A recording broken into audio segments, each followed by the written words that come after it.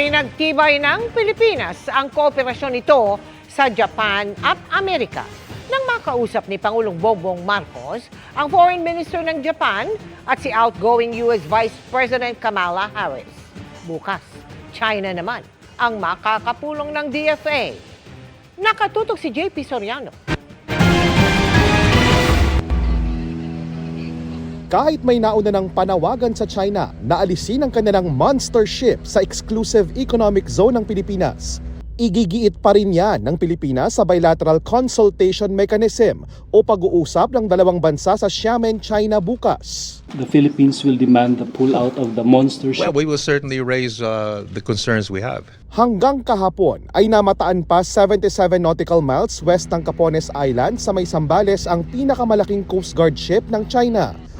Komento kaugnay nito ng Japanese Foreign Minister na nasa Pilipinas.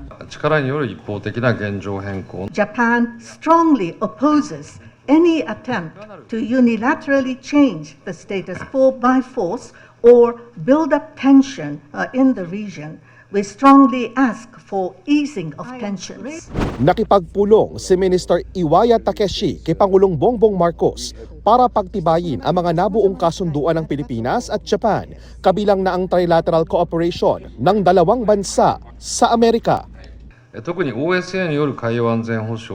Japan will continue assistance to the Philippines, including the OSA in enhancing maritime security and ODA for improving maritime safety capabilities. We stress the importance of adhering to international law, especially the 1982 UNCLOS.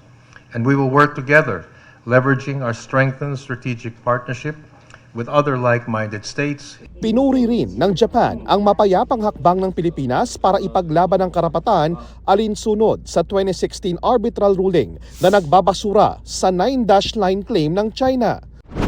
Napag-usapan din ang rule of law at karapatan ng Pilipinas sa West Philippine Sea sa pag-uusap naman sa telepono ni na Pangulong Bongbong Marcos at outgoing US Vice President Kamala Harris. Wala pang direktang tugon ng China kaugnay sa pahayag ng Japan at ng DFA. Bagamat nanawagan ng Foreign Ministry ng China sa Pilipinas na itigil ang mga anilay mapanghimasok umanong aktibidad at mapang-udyok at umano'y maling akusasyon. Para sa GMA Integrated News, JP Soriano, nakatutok 24 oras.